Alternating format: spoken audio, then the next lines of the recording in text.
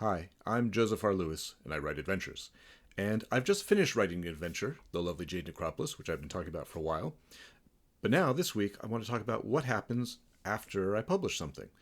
For different people, that means different things. So let's be clear. When I talk about after publishing, so I've written it, I've play tested it, I've edited it, I've illustrated it, laid it out, and I finally released a finished version of it in PDF, and very soon a released version in print.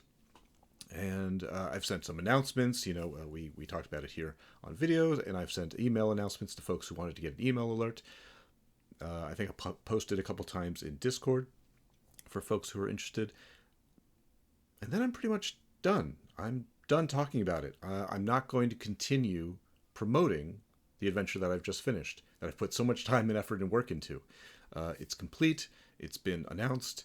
It's available. And at that point, I kind of just walk away from it.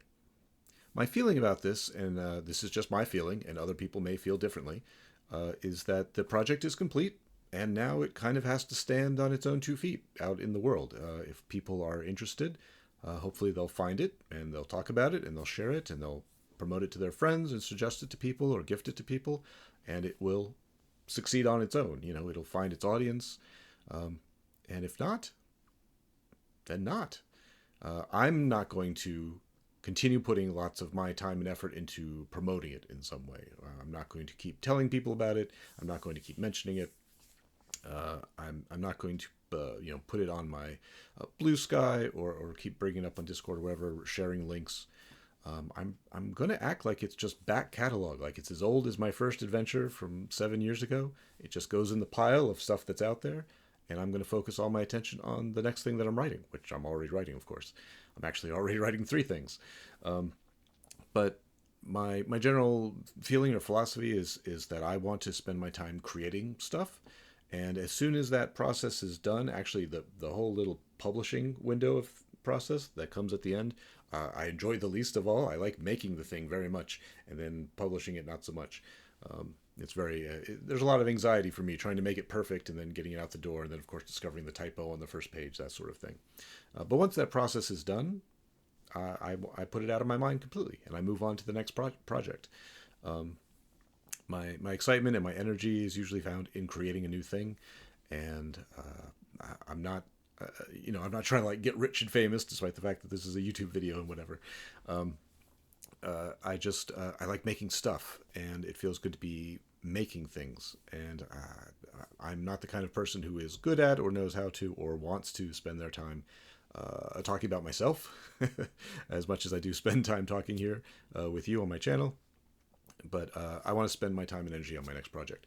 So as soon as all that technical stuff is done with the last project, I forget it exists until someone comes to me and says, hey, I want to do something with that old project of yours, which of course has happened. Folks, publishers have come to me and said, hey, let's revive or review or remake one of your old adventures. And that's very cool and exciting, and I like working on those projects too. But I don't go pursuing those things. I let the old work speak for itself. And I try to learn from my old projects and move forward and try to do something new. For instance, I've already kind of decided for myself that I think The Lovely Jade Necropolis is too long. Not as an adventure. It's a great length as an adventure. It has 100 locations. It's fine. But it turned out to be 80 pages, and 80 pages goes over the threshold from going from staple bound to perfect bound, and that annoys me a little bit because I really like staple bound because it can lay flat, and it's easier to get printed and stuff like that. So that's become a mental note in the back of my head that I want to keep something under maybe 64 pages.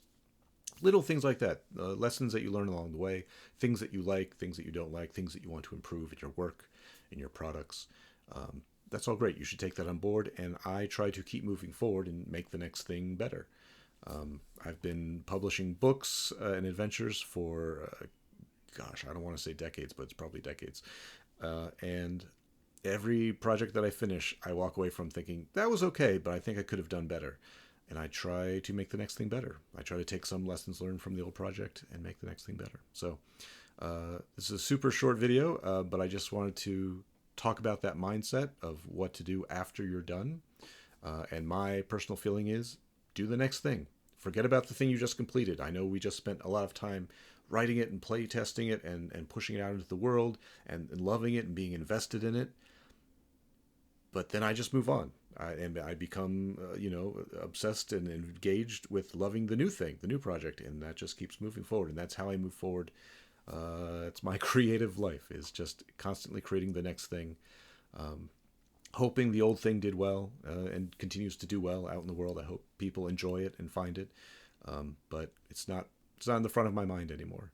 So that's it. That's the whole video. And I hope you guys keep creating new things. And I hope when you're done creating something, I hope you can move on and create something else. Because there's nothing better than making stuff. And that's all I have for you this week. So good luck out there.